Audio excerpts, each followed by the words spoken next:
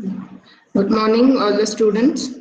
So far, we have completed 3 lectures under this module 4. So let me understand, and this in these 3 lectures, we have covered very important topics, right? So I just wanted to know your level of understanding on these 3 classes, what have been done so far. So I'll ask you some questions and I'll open the slide for you in order to refer to the slide and answer. I will not just give it too much surprise for you, but I'll open the slides and I'll ask you the question from and referring to the slide, you will be able to answer it. Okay, all have to be attentive. Everyone will face a question. When when I call their name, you have to respond and answer, right? And this will be your first assignment assessment.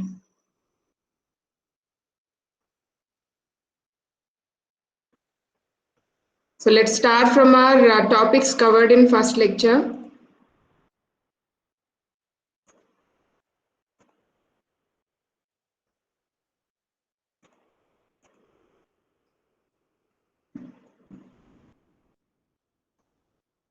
Okay, Junjan, I want you to answer this question. HDFS suits which kind of files? Large files, ma'am. Very large files. And which kind of data access? Ma'am, Which kind of data access it low load. supports? Whether it is a static data access or dynamic data access.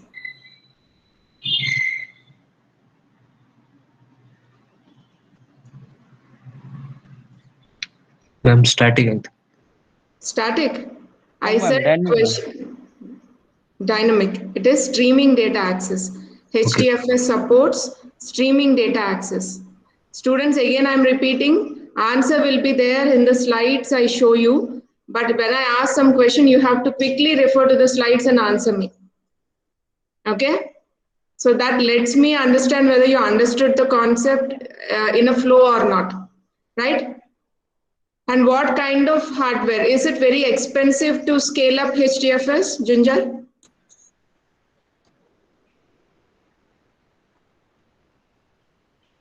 Yes, ma'am. Is it very expensive to scale up HDFS? Yes, ma'am. What did you notice in the third point here? Commodity hardware. What is commodity hardware?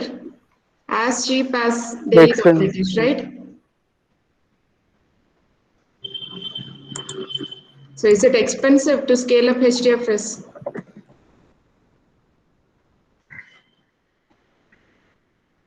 Any other student?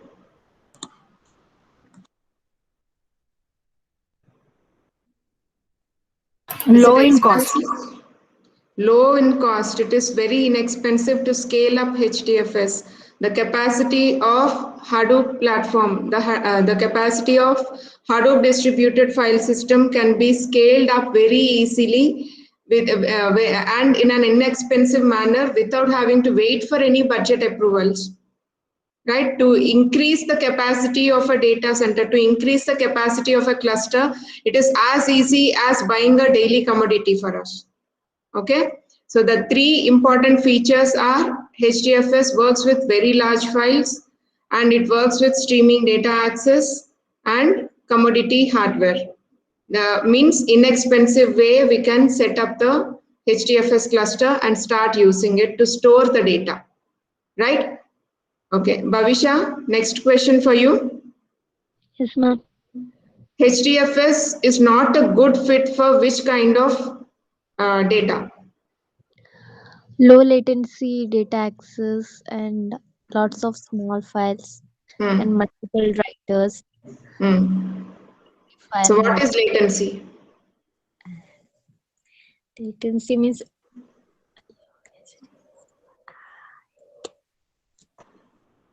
Latency is the duration from which the input is given to back when the output to when the output is given back. Okay. okay. So whenever you require low latency, whenever you want some fast data access, In such cases, HDFS may not be a good fit. Though it provides data access on simultaneous machines, still it is not too fast as compared to accessing from primary memory. Okay, so whenever it is whenever low latency data access is required, it is not a good fit. Now, what do we mean by lots of small files, Ravisha? We'll create small files. No? Hmm? We'll create small files to access. No, HDFS is not a good fit for lot of small files. Why is that? What is the reason for that? Like it will be difficult to access. No. The main reason I have given you. Anybody Storing focused very on large that? files means Yes. Storing. large files. Always you should be able to store small number of large files rather than large number of small files. Why?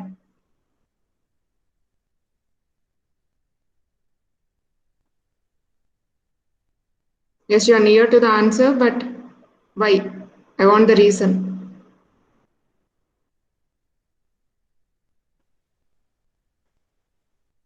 Ma'am, small files involves risk What kind of risk? seeking. I mean, collecting the data and No. Where do you actually store the data? Metadata about the data. This is a clue for you. Where do you store the data about data on the clusters? Name In a node, name ma'am. node? Yes, yes, somebody is answering. Yes, ma'am. Name node. Yeah, name node, right? So what happens when lots of small files exist in a HDFS cluster? Can you link these two concepts now?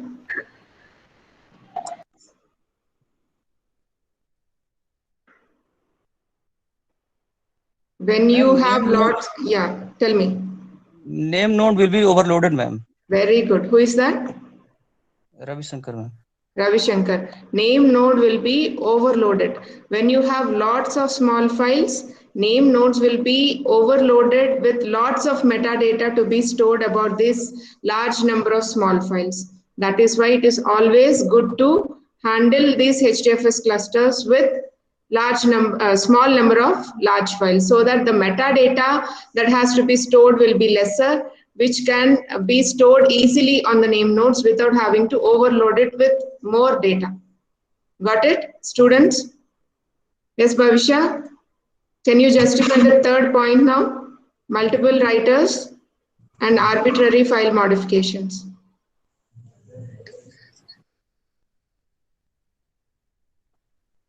Meanwhile, other students also can focus and think on this. When you think about something, you'll deeply understand that concept. So listen to what your friends are telling and what explanation I'm giving to their answers.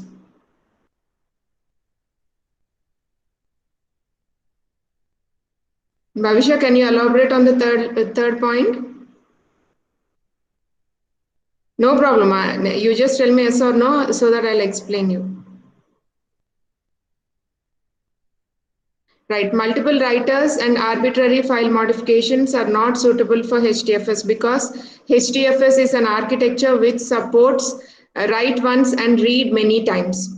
Okay, in such cases, if you want to do more number of modifications and multiple writes, if you want to perform to the files, in such cases, RDBMS would be a good fit rather than this HDFS. Got it? Now you understand. Now you understood the features that underlie behind this design of HDFS, all of you? Okay. Now, can you tell me what is the default size of a block in HDFS?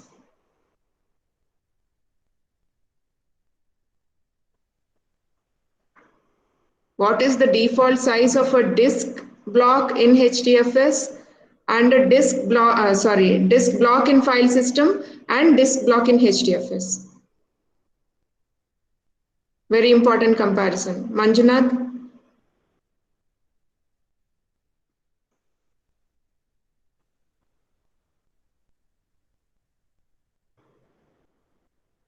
Oh, 512 bytes. You can refer to these two slides. I'll be switching between these two slides. You have answer in these two.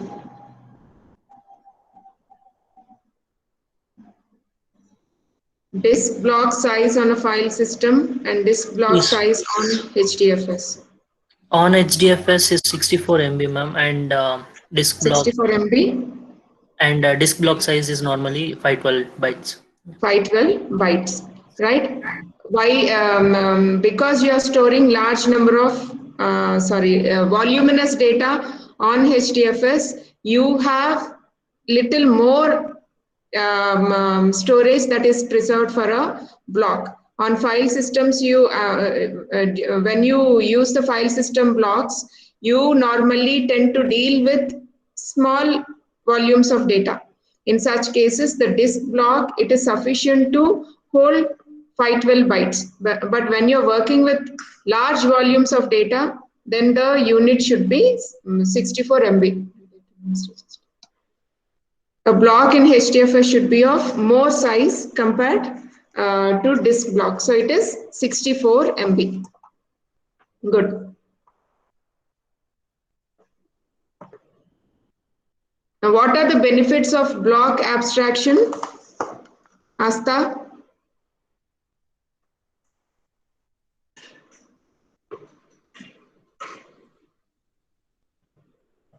Asta, you're there?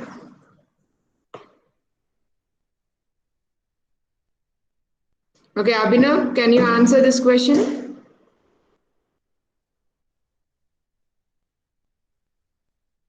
Abhinav?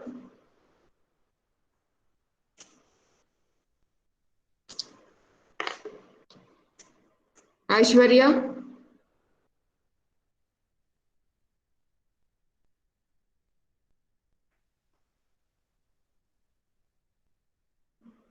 Answer is in front of you, students.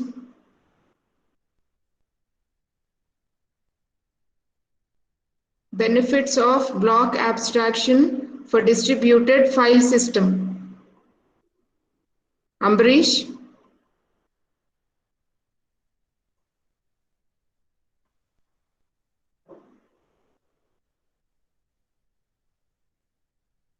Anu?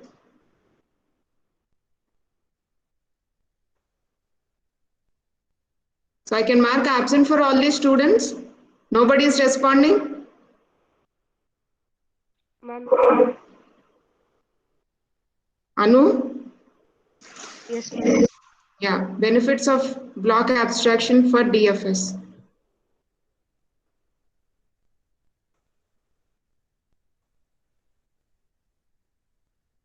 I'm almost providing you the answer, right, through the slides. And hardly there are some 10 lines on the slide and you're not able to read that. Yes. File can be larger than any single disk on the network. Okay.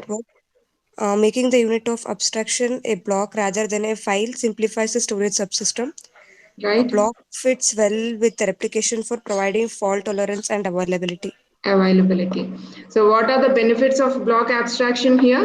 A file can be larger than any single file in the network. So if you want to store larger files, if you want to simplify the storage subsystem, and if you want to deal with fault tolerance and you want to ensure high availability of data, in such cases, block abstraction is more useful when compared to file storage, right?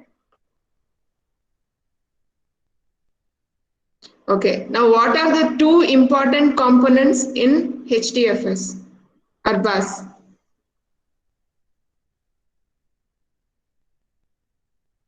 What are the two important components that work in master worker pattern in HDFS?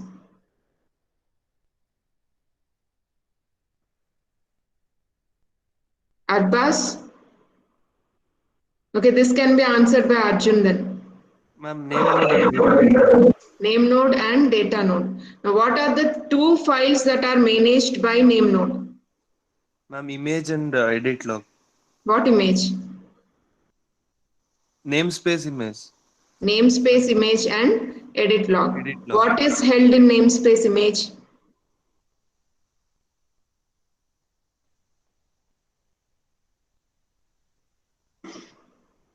You want me to go to next slide? 1 second, ma'am. Just go through. Ma'am, stored persist. Hmm. Stored persist. Right, read it properly, Arjun. Does it make any sense?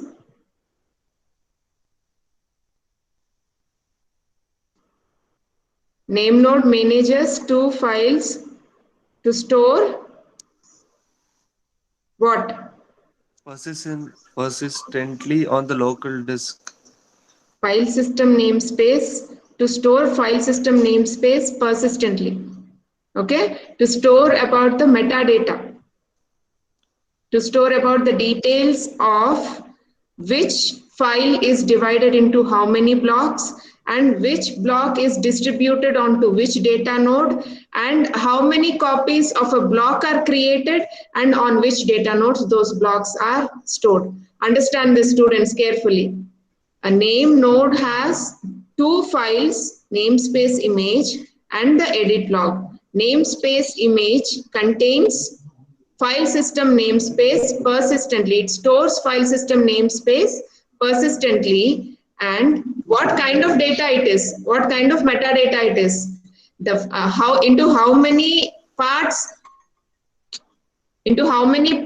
a data file is divided into and onto which data nodes those parts are distributed and how many copies are maintained for each part and on which data nodes they are available. All this information is stored in the namespace image. Okay. Arjun, then what is maintained by edit log? Rather than saying maintain, what is consisted in edit log?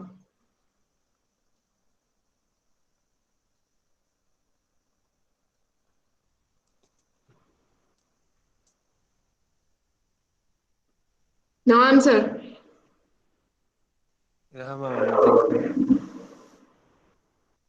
Ma'am, transaction details. I think. Temporarily or permanently? Ma'am, edit log. Permanent, ma'am. Permanent, ma'am. Permanent. Means none of you are focusing on the class, right? What for edit log is used? To store the updations temporarily. All of you students, all of you have to focus here. Though question is not targeted for you, all of you have to listen to the answer and explanation. When class is going on in a flow, you are not at all focusing, I feel. Edit log contains temporary storage of updations that are done to the files. Now, once this transaction, yes, Arjun, by saying transaction, you're correct. But storing it permanently, it is wrong. By storing the updated transactions temporarily, it makes the transaction to be written onto the disk safely, and then that transaction will be removed from the edit log. Means, if at all a disk fails, or if at all a node fails during the transaction, then that updation should not be lost. That is why it is temporarily stored in the edit log until it is safely written to the disk. Until any updation operation or until any write operation is written to the disk safely, it is temporarily stored in the edit log. Once this edit log receives an acknowledgement from the data node that the updation is done safely onto the disk, then the transaction will be removed from the edit log. Did you understand now?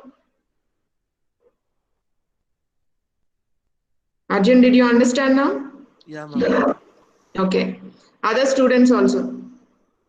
This is very important. What is contained in the namespace image? then metadata, and what is contained in the edit log, temporary transactions that are waiting to be written safely onto the disk. Got it? Yes, ma'am. Right. Now, Benita, no, Ashok, next question. What are the workhorses in HDFS?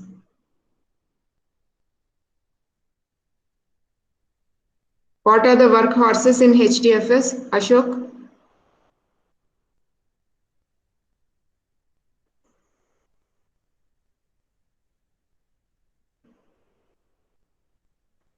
Ashok, you are there? Yes, ma'am. And answer is in front of your eyes. What makes you think so much?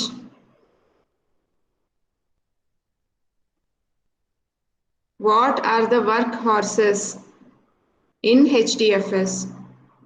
In master-slave pattern, who are the slaves here? Data node. Data nodes.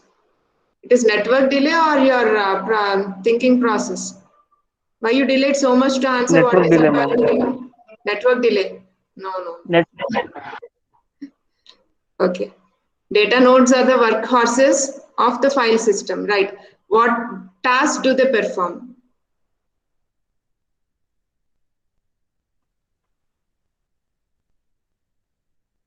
Ashok, what tasks do they perform?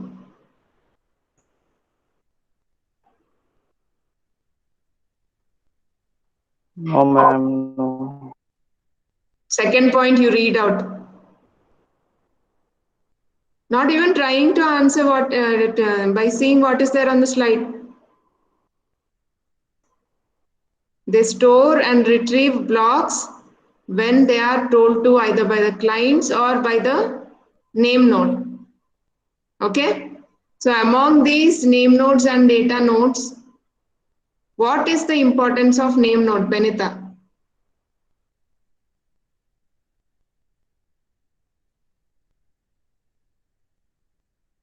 Benita, you are there? What is the importance of name node? Why does it act as a single point of failure?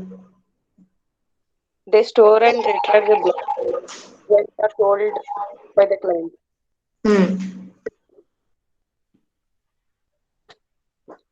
So without the name node, what will happen? The file system, it cannot be used, ma'am. It can't be used. And if the name node is destroyed, what will happen? The file system blocks, ma'am. I mean, they will not be able to use on that system. Very good. If the name node is destroyed, if the name node is obliterated, the entire metadata information will be lost. You will not have any information of on which data nodes various blocks of data are stored. So files can be reconstructed. When files can't be reconstructed, processing of data doesn't happen properly. Okay. Yes, Benita, good. Yes. Now, how is the backup taken in order to fight against the name node failures, in order to overcome the name node failures? Backup is taken on two different, is taken through two different mechanisms. What are those two? Bhavisha answered, right? Chaitra. Yes, ma'am. Chaitra? Yes, ma'am. In order to overcome name node failures, files backup is taken, right? Now, how is the backup taken? On which media the backup is taken? I spoke about two media in the class, right? Do you remember what are those?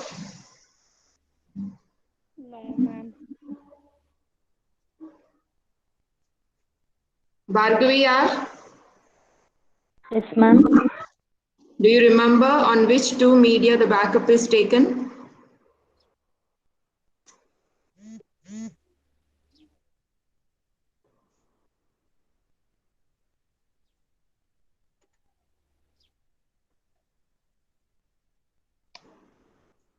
local disk, and can you recollect the second one? Floppy disk, ma'am. No. Local disk and remote network file system. Got it? Yes, ma'am. Backup of the files are taken on local disk and remote NFS. Okay, Chaitra, Yes, ma'am.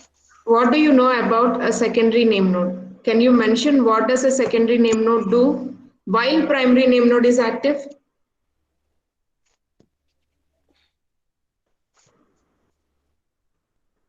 In primary node, all the blocks of files are located. Good. In secondary node, they run on the name nodes, ma'am. Right. That's all. Yes, ma'am.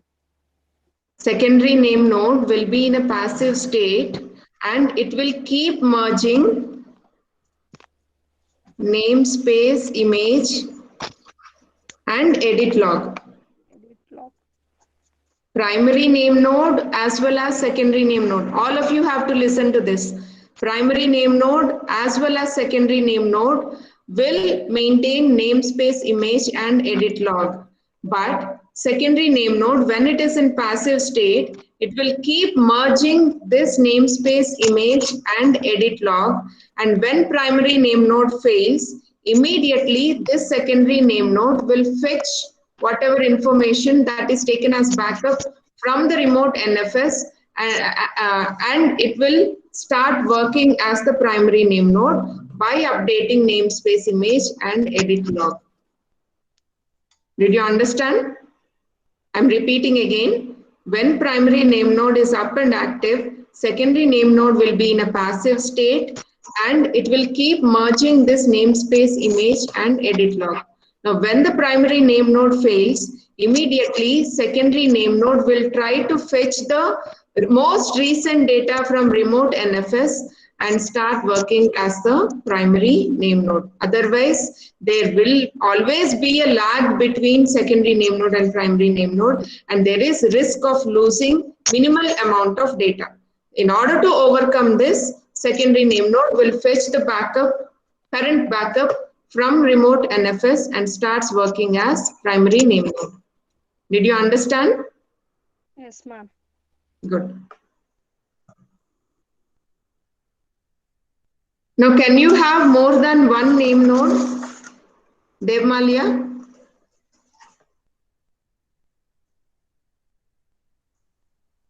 Can you have more than one name node? Yes, ma'am. Yes, ma'am. You can have? Yes or no? No, ma'am. I know the HDFS cluster is the one of name node. The primary name node is the helper of the secondary name node. Okay. Now, if you have more volumes of data to be stored, even the metadata also will keep increasing, right? In such cases, one name node can't bear all the load. In that case, you will start working with a different cluster without increasing the capacity of the name node? No, right? You will install another name node. You will install second name node. You will install third name node. Remember, one name node will be up and running for one particular file system. But it is not that only one name node should exist in a cluster. All of you have to notice the subtle difference between this. At a point of time, for one file system, one name node should be up and running. But in a cluster, you can have more number of name nodes. Name nodes can have lots of file systems.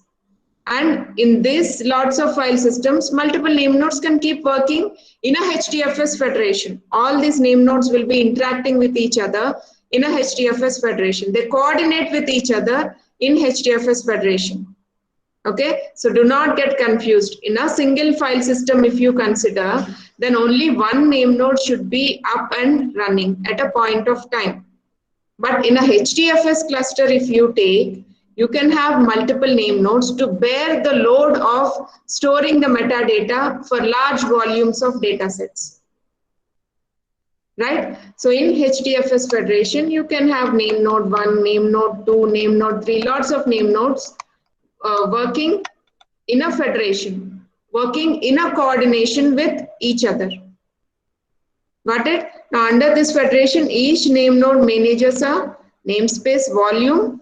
If it is a single name node, it doesn't manage this namespace volume. But if name node is in a HDFS federation, then it will further, in addition to namespace image and edit log, it will also manage a namespace volume, which is made up of the metadata for the namespace and a block pool containing all the blocks for the files in that particular namespace.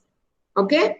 And I have also indicated that all the files under a root directory user1 can be stored under name node 1, and all the files under root directory user2 can be stored under name node 2. Like that, under each name node, you can store file hierarchy that has rooted under a specific root directory.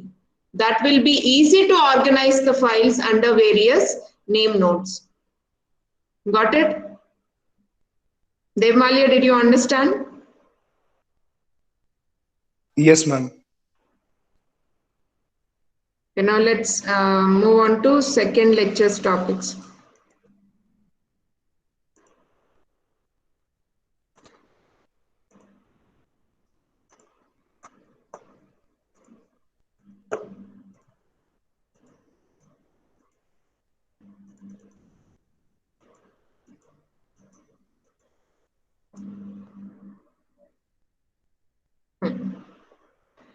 Now, which could act as single point of failure in the HDFS cluster? Diksha. Yes, ma'am. Which could act as a single point of failure means if a failure happens to that particular component, the entire cluster will collapse. What is the component that acts as the single point of failure?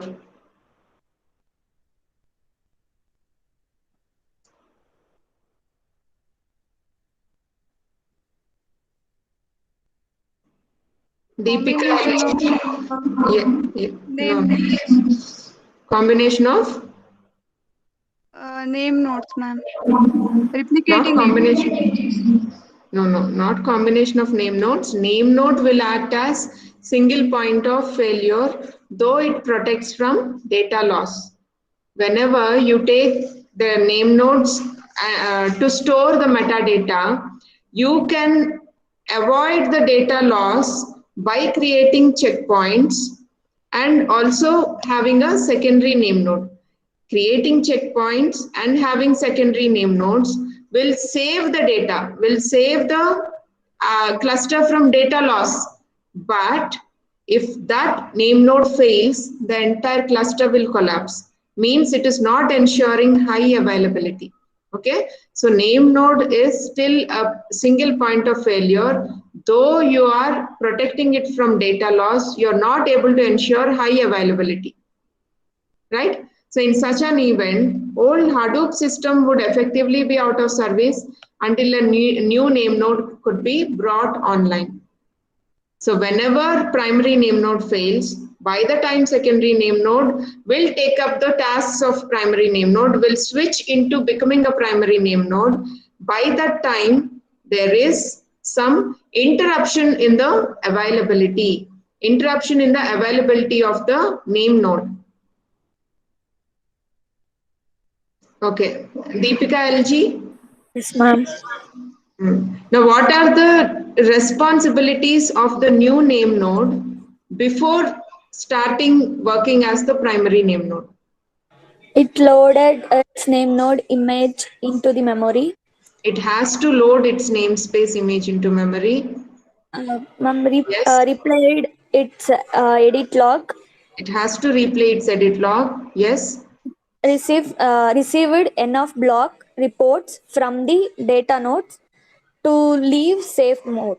Yes, it has to receive block reports from the data nodes in order to leave the safe mode as secondary name node and start working as primary name node, right? These three are the important responsibilities of the secondary name node or the new name node in order to start its services as primary name node.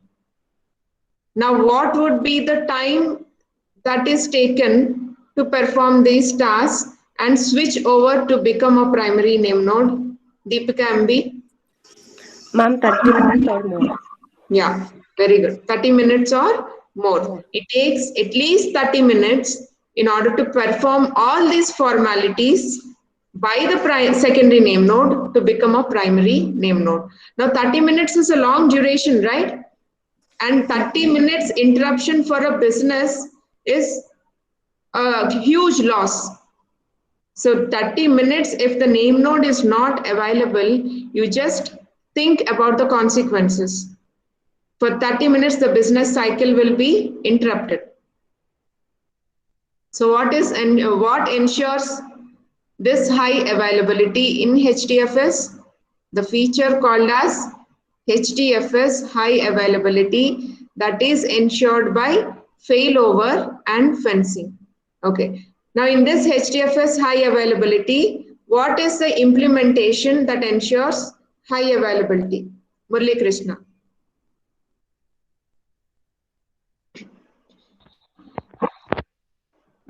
Active standby Very configuration. good. Active standby configuration. In this implementation, there are two name nodes or there is a pair of name nodes in an active standby configuration. This ensures high availability, but by using a mechanism called as failover and fencing. Let us cover that concept later. Now let us first see what are the architectural changes that are required.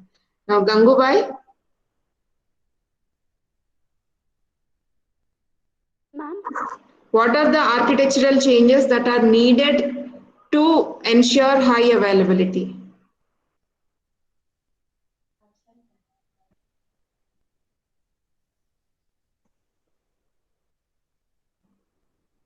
Name nodes must use highly available shared storage. Yes.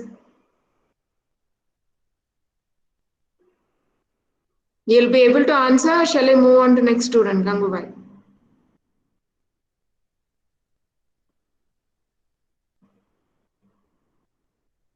Guria? Yes, ma'am. Yeah, what are the few architectural changes that are required to ensure high availability of name node? The name node must use highly available shared storage to share the edit log. Okay. And data nodes must send block reports to both name nodes because the block mappings are stored in a name node's memory and not on disk. Okay. Then Harshit? Yeah, Harshit? What are the further architectural changes that are required?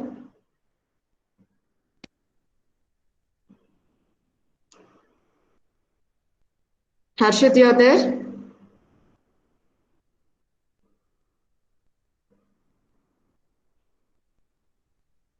Kavya? Yeah. What are the other two architectural changes that are required?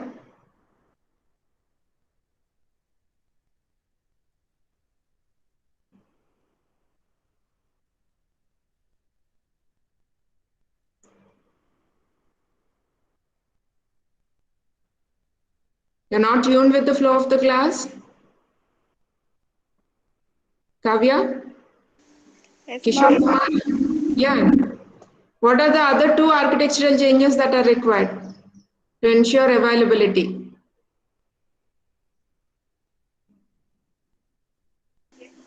Clients must be configured to handle name node failover using a mechanism that is transparent to users. If the Users? active name node fails, the standby can take over very quickly.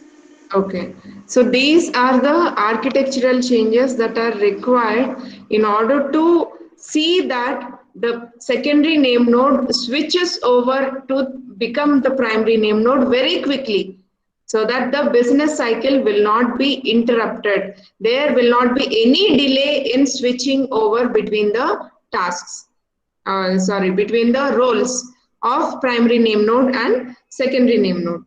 Now, Kishore Kumar, what is a failover controller?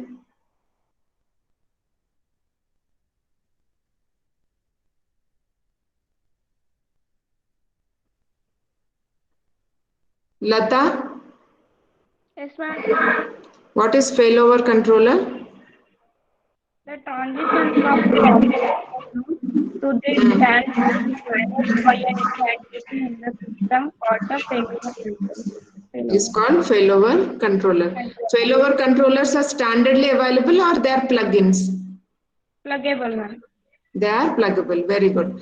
The transition from the active name node to the standby is managed by a new entity in the system called the failover controller. So whenever some switching between the secondary name node and primary name node should happen, that task is taken over, that task is smoothly organized by failover controller. So these failover controller are pluggable devices. Okay, they are not stable configurations that are available with the HDFS cluster, but they are pluggable. Whenever this mechanism has to be implemented to ensure high availability, you can plug in these failover controllers to your clusters. Now, what are the lightweight, how the continuous availability of name node signaled to the cluster? Who is next? Manisha. Yes, ma'am. Can you tell me how continuous signaling of continuous signaling of name nodes happens with the cluster? Through which kind of processes? Manjunath? Yes, ma'am. Signaling of name nodes health, whether it is up and active or not, to the cluster is done by what kind of process?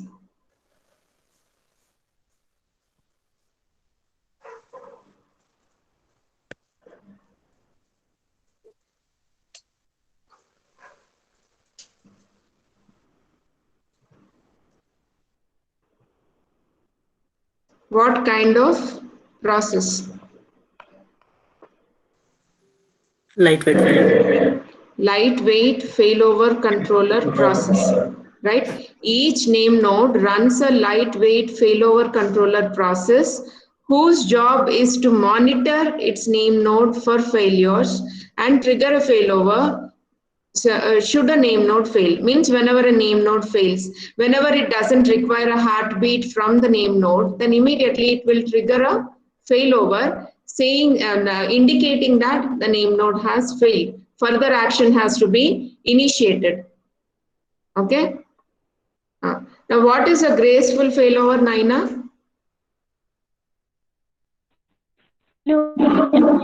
Initiated later or indicates a role known as failover.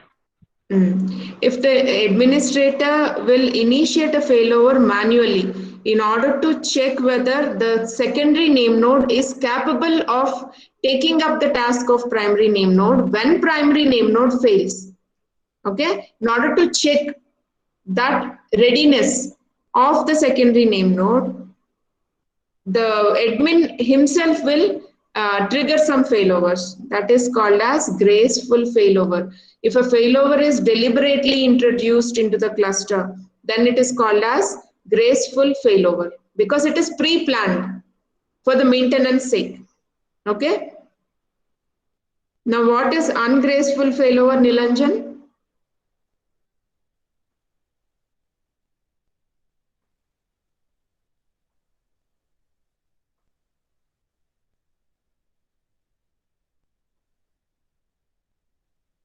Nilanjan, you're there? Nishant?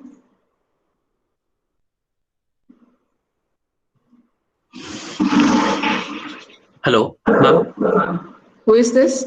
Nilanjan. Ma'am, Nishant. Yeah. Nishant? Then what could be Yes, an ma'am. ungraceful Yes, failure? ma'am. Graceful failure is pre-planned by the admin. Ma'am, it is What is an impossible to be sure that. Yes, Hello. Ma'am, it is yes, I can impossible hear to you. be sure that the failed in name node has stopped running. If at all the name node failure occurs unanticipatedly, unexpectedly, then it is called ungraceful failure. That's all.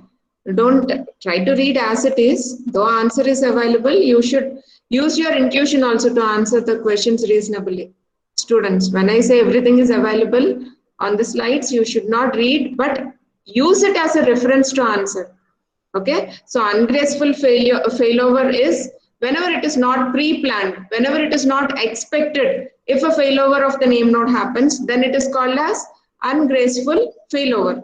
Now, HA implements a method called as fencing in order to understand whether it is an ungraceful failover and whether that failover of the name node really occurred or not.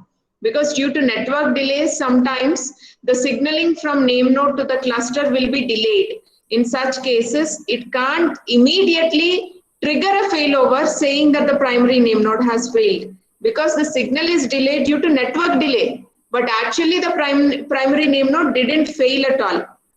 In such cases, how the high availability is ensured? By a mechanism called as fencing. Now, what are the range of fencing mechanisms that are available, Pavitra?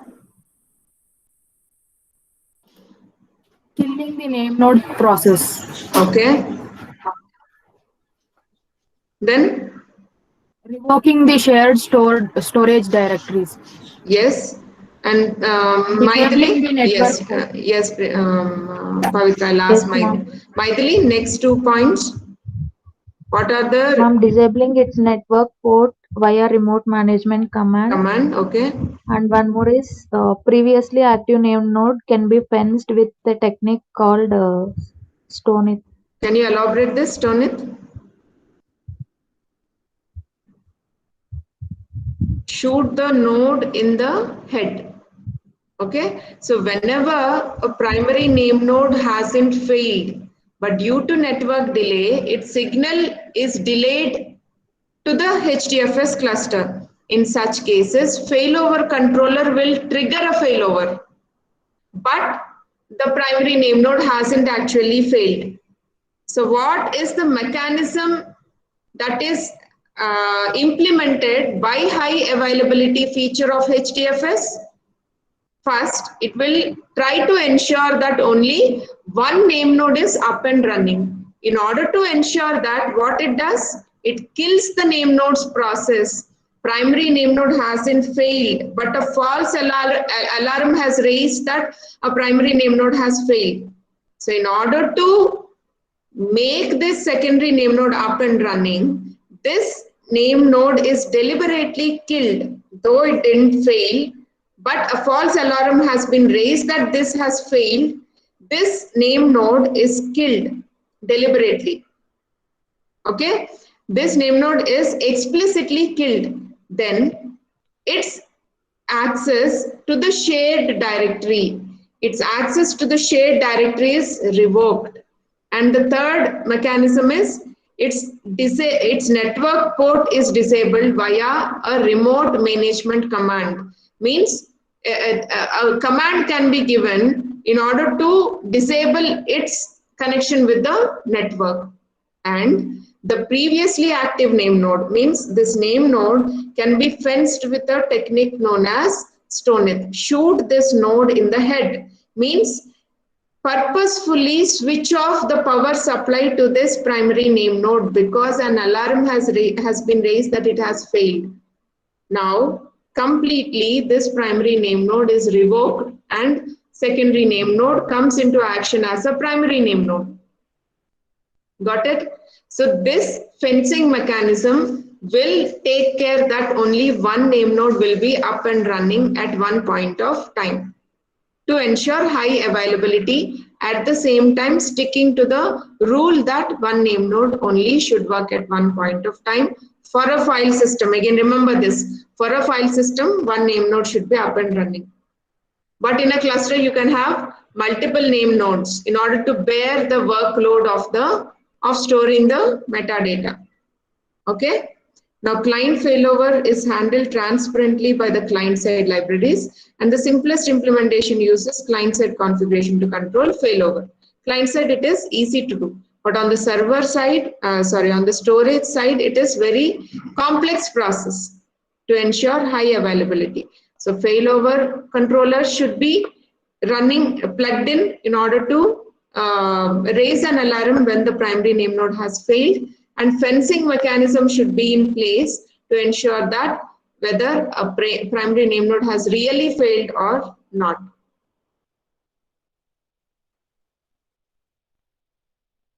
Okay, what are the two properties that are set, Priyanka, through a command line interface when you are setting up a HDFS cluster in a pseudo distributed mode? Priyanka?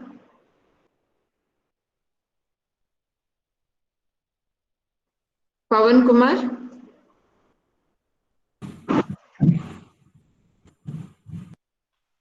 Whenever you are setting a HDFS cluster with one single machine in a pseudo distributed mode, what are the two properties that have to be set?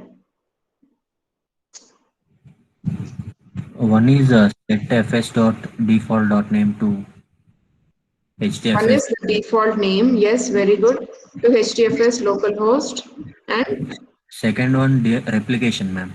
DFS to one. Replication factor. Very good. What is the default replication factor? What is the default replication factor for HDFS cluster? It is 3. But do you have 3 machines here? Initially, you are running HDFS in a pseudo distributed mode with just one machine. So you can't create 3 copies of the data. That is why you are explicitly setting the replication factor to 1, indicating that you are working with only one machine. You can't maintain multiple copies. You can maintain only one single copy. Got it? Yes, ma'am. Okay. Other students, you'll be asked questions on basic file system operations in the next class. And after that, we'll continue with our 4th lecture. I think this revision is good enough for you to understand the concept even better, right?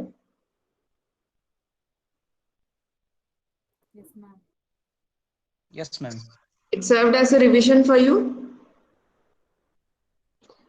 Fine. I'll stop the recording and take the attendance. See you in the next class.